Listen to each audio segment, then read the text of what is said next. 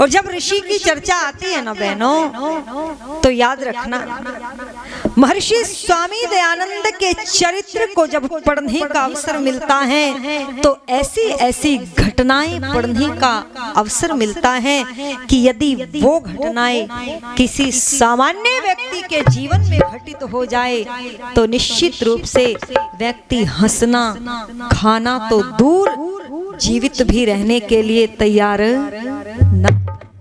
एक ऐसी घटना याद आ रही है, एक बार एक व्यक्ति के मुंह को काला करके और उसे दयानंद की वेशभूषा में दयानंद के जैसा शरीर ढूंढ करके और गधे पर बिठा करके गलियों में घुमाया जा रहा है और पीछे लोग दयानंद दयानंद कह कह करके तालियां बजाते हुए चले जा रहे हैं। चंद्र कवि ने जब इस दृश्य को देखा तो ऋषि के प्रति अगाध श्रद्धा रखते थे।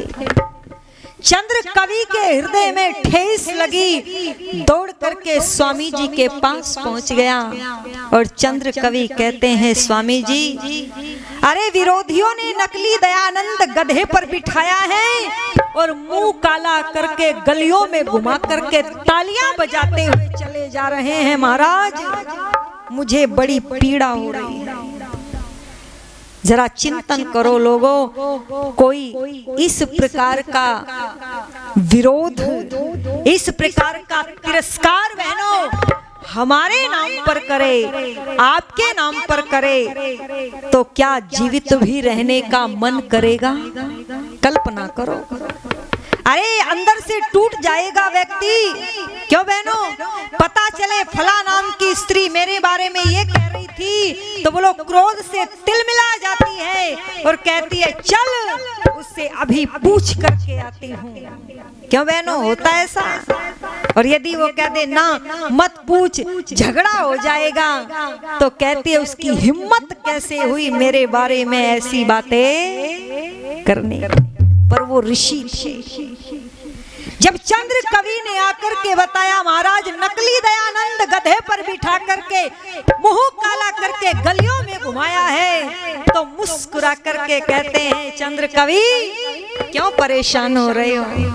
जो नकली दयानंद होगा उसका तो बोलो यही हाल होना चाहिए। असली दयानंद तो तुम्हारे सामने बैठा है और असली दयानंद पर कोई कालीमा लगा दे ऐसा कभी हो नहीं सकता। मैं निवेदन कर दूं मेरी बहनों, ऐसे थे महर्षि स्वामी दयानंद। पर आर्यों 200 वर्ष पूर्ण होने पर हमारा कर्तव्य बनता है कि जो ऋषि के मंतव्य रहे हैं, जो ऋषि के उद्देश्य रहे हैं, बोलो हम उन मंतव्यों को और उन उद्देश्यों को पूरा करने के लिए पुरुषार्थ। और पुरुषार्थ कैसा? हमारा जीवन ऐसा हो, हमारी वाणी ऐसी हो कि हमारे संपर्क में आने के बाद लोग हमसे जुड़े। ध्यान से सुनना, टूट करके चले ना जाए। आज ऐसा ही होता है, लोग पूछते हैं भीड़ क्यों नहीं बढ़ती, लोग जुड़ते क्यों नहीं हमारे साथ? क्योंकि जब लोग हमारे पास आते हैं, लोग हमसे जुड़ते हैं, तो बहुत सारी बातें उनके मन में होती हैं, लेकिन जब वो समीप आकर के जीवन को देखते हैं तो कथनी और करनी में एक रूपता नहीं पाते, तो बोलो फिर नफरत करके छोड़ के बोल दो चले।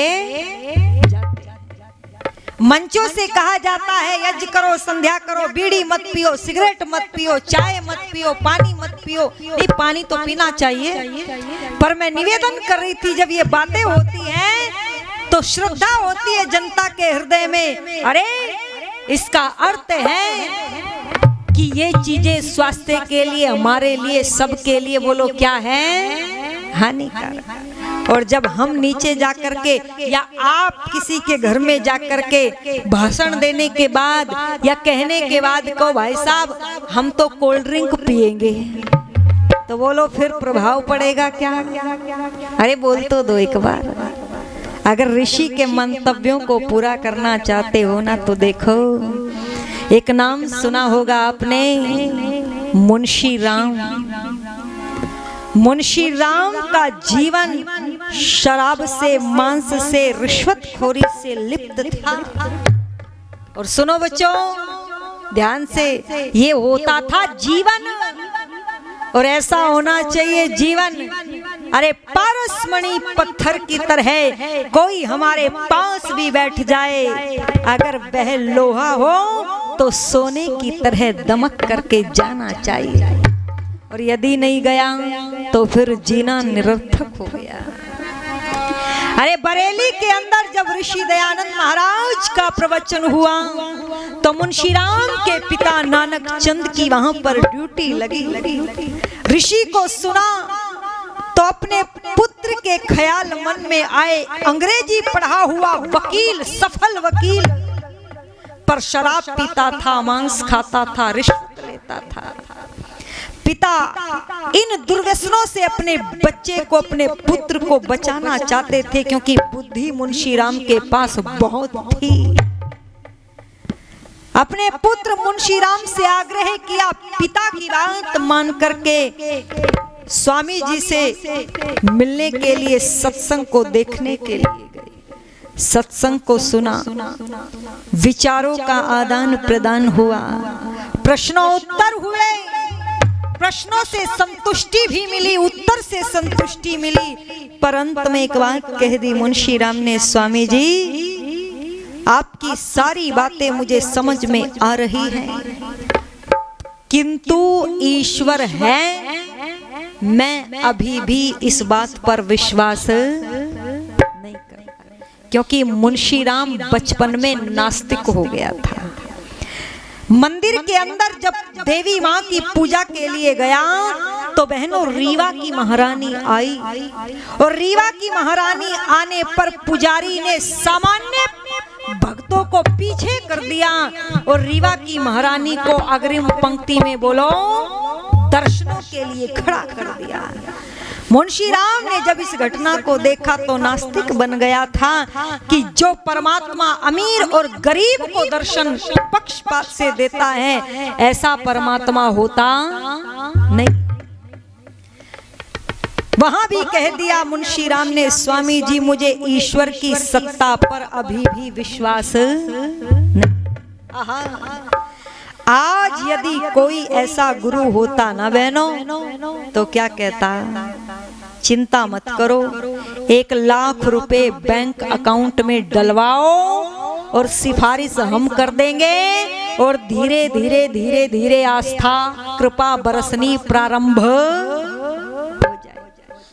पर वो ऋषि था दयानंद। मेरे ऋषि ने कहा, मुंशी राम मैंने प्रश्नों के उत्तर देने की बात कही थी, ईश्वर पर तुम्हारी आस्था होगी ये मैंने नहीं कहा। ये उस दिन संभव होगा जिस दिन परम पिता प्रभु की कृपा बोलो तुम पर हो जाए। मुंशी राम प्रभावित तो हुआ, पर अभी भी मन में शंका थी, क्योंकि अंग्रेजी बाबू था। ये जो बाबा है ना, ये दयानंद, ये बातें कहता ही है या करता भी है? ये जैसी बात करता है, क्या इसका जीवन भी ऐसा है? ए आर्यो, रात के 2:30 बजे जब उठ करके स्वामी जी चले उद्यान के लिए, जंगल के लिए, गंगा के किनारे पर, तो पीछे पीछे मुंशी राम भी ऋषि दयानंद की दिनचर्या को देखने के लिए चल पड़ा। ये जो गुरु बनाते हो ना, देख भी लिया करो कि जो तुमको उपदेश दे रहे हैं वो जीवन में भी घटता है या नहीं।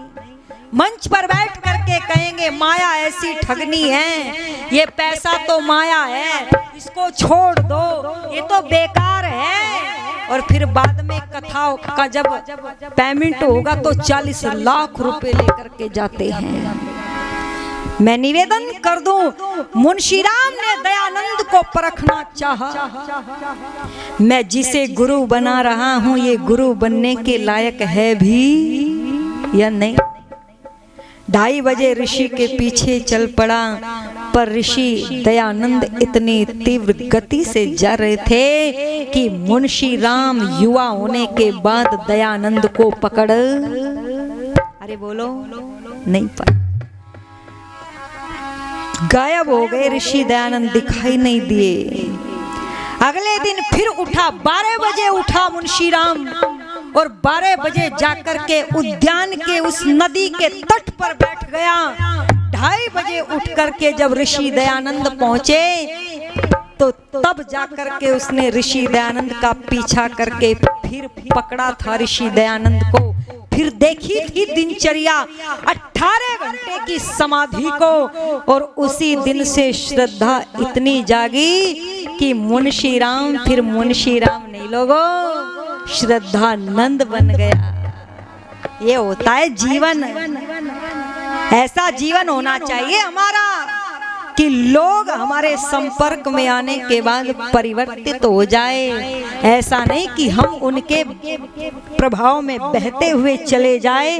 और आइए फिर किस प्रकार से कार्य किया स्वामी श्रद्धानंद बन करके। मुंशी राम जैसी दुरात्मा ने महात्मा मुंशी राम बन करके और फिर स्वामी श्रद्धानंद बन करके वो जीवन गाथा के माध्यम से शब्दों को पिरो करके रख दूं। हम स्वामी श्रद्धानंद की जीवन झलक दिखाते हैं, झलक दिखाते हैं।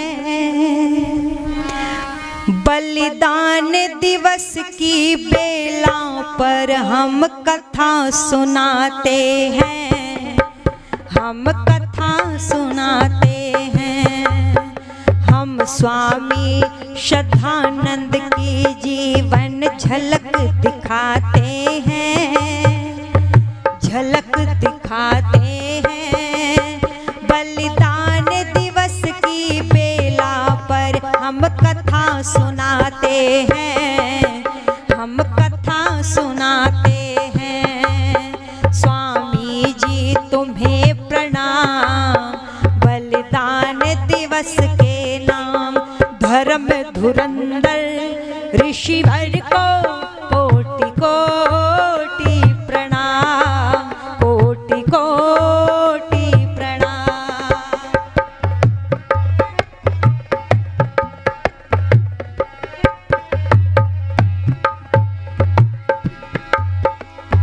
जन्म हुआ जालंधर के एक गांव तलवन में। मुंशी नाम था, नाम रखा था पिता ने बचपन में। जन्म हुआ जालंधर के एक गांव तलवन में। मुंशी राम था, नाम रखा पिता ने बचपन में। नानक चंद था नाम पिता का पुलिस अधिकारी। बड़े जतन से मुंशी राम की शिक्षा रखी जारी। शिक्षा पूरी करके अधिवक्ता वो बन जाते हैं। बलिदान दिवस की बेला पर हम कथा सुनाते हैं, हम कथा सुनाते हैं। स्वामी जी तुम्हें प्रणाम, बलिदान दिवस के नाम। धर्म धुरंधर ऋषिवर को कोटि कोटि प्रणाम, कोटि कोटि प्रणाम।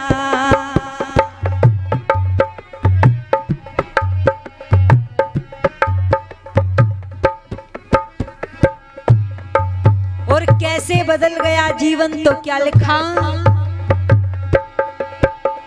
नगर बरेली दयानंद के दर्शन कर कर के अजान मिटाया अपना ऋषि से कुछ दर्शन करके।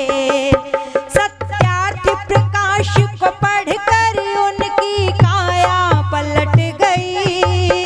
फिर बने महात्मा मुंशी, जीवन धारा बदल गई। सत्य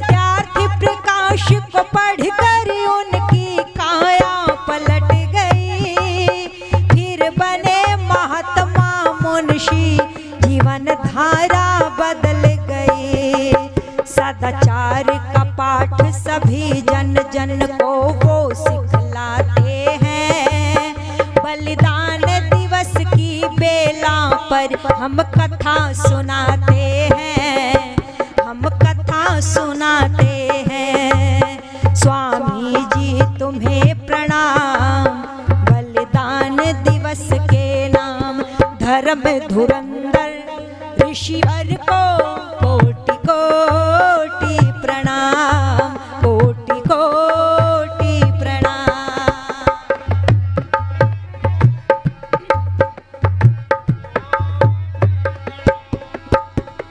अंग्रेजी पढ़ा लिखा जिसने जाकर के सबसे पहला प्रश्न ऋषि से यही किया था, स्वामी जी अंग्रेजी जानते हो? ऋषि ने कहा मैं तो अंग्रेजी नहीं जानता, पर क्या तुम संस्कृत जानते हो? अरे ऐसा उत्तर मिलेगा कभी सोचा ही नहीं था, पर आज वो क्या करता है तो सुन लेना। अंग्रेजी शिक्षा के विरुद्ध पक्का संकल्प लिया, गुरुकुल शिक्षा प्रणाली को ऋषियों का विकल्प दिया। अंग्रेजी शिक्षा के विरुद्ध पक्का संकल्प लिया, गुरुकुल शिक्षा प्रणाली को गुरु का विकल्प दिया। गांव कांगड़ी हरिद्वार में गुरुकुल नींव धरी, गांव कांगड़ी हरिद्वार में गुरुकुल नींव धरी। जंगल में मंगल किया, वेद की शिक्षा शुरू करी। गुरुकुल की शिक्षा देख देख, गुरुकुल की शिक्षा देख देख कर सब हर्षाते हैं।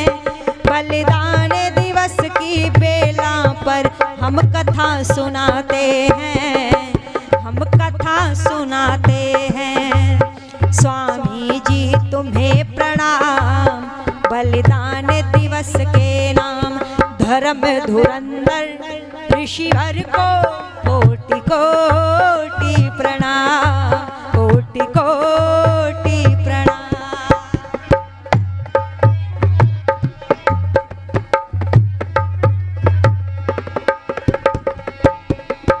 अप्रैल 1917 को सन्यासी पद पाए, फिर कर्म योग नेता बन राजनीति में आए। हिंदुओं की रक्षा हेतु शुद्धि आंदोलन छेड़ा, समाज सुधार के कार्यों को भी साथ साथ जोड़ा। दिल्ली की भरी सभा में, वो दिल्ली की भरी सभा में हुंकार लगाते हैं। बलिदान दिवस की बेला पर हम कथा सुनाते हैं, हम कथा सुनाते हैं। स्वामी जी तुम्हें प्रणाम, बलिदान दिवस के नाम। धर्म धुरंधर ऋषिवर को कोटि कोटि प्रणाम, कोटि कोटि प्रणाम।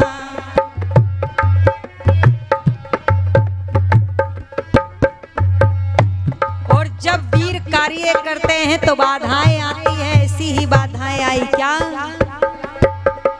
शुद्धि आंदोलन से कट्टर मुस्लिम नाराज हुए, घात लगाकर एक दुष्ट ने 3 प्रहार किए। 23 दिसंबर सन 26 के दिन सायं 4 बजे सन्यासी शरीर त्याग ईश्वर की शरण चले। बलिदान श्रद्धानंद को, बलिदान श्रद्धानंद को श्रद्धा के सुमन चढ़ाते हैं। बलिदान दिवस की बेला पर हम कथा सुनाते हैं, हम कथा सुनाते हैं। स्वामी जी तुम्हें प्रणाम, बलिदान दिवस के नाम। धर्म धुरंधर ऋषिवर को कोटि कोटि प्रणाम, कोटि कोटि प्रणाम।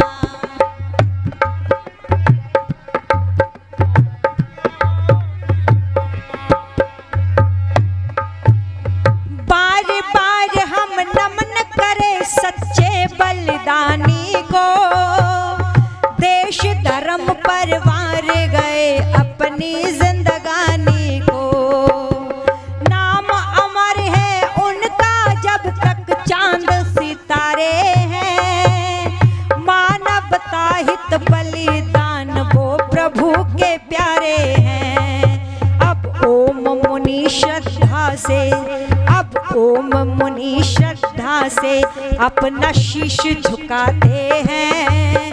बलिदान दिवस की बेला पर हम कथा सुनाते हैं, हम कथा सुनाते हैं। स्वामी जी तुम्हें प्रणाम, बलिदान दिवस के नाम। धर्म धुरंधर ऋषिवर को कोटि कोटि प्रणाम, कोटि कोटि प्रणाम, कोटि कोटि प्रणाम, कोटि कोटि प्रणाम, कोटि कोटि प्रणाम, कोटि कोटि प्रणाम, कोटि कोटि प्रणाम, कोटि कोटि प्रणाम।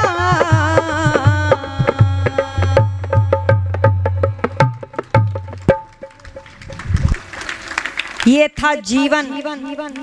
स्वामी जी दयानंद जी महाराज के संपर्क में आने पर एक दुरात्मा, शराबी, मांसाहारी, आधुनिकता की चकाचौंध में लिप्त इस प्रकार से जीवन परिवर्तित हुआ कि फिर एक गुरुकुल हरिद्वार कांगड़ी में बेटों का और जालंधर में बेटियों का खोल करके बोलो आर्ष पद्धति को बढ़ावा दे करके सभ्यता और संस्कृति की रक्षा करता है। बस मैं इतना कहना चाहूंगी कि यदि वास्तव में आर्यों द्वितीय ही जन्म शताब्दी को मनाना चाहते हो, सार्थक करना चाहते हो, तो जो ऋषि के उद्देश्य थे ना, उन उद्देश्यों को मत छोड़ देना।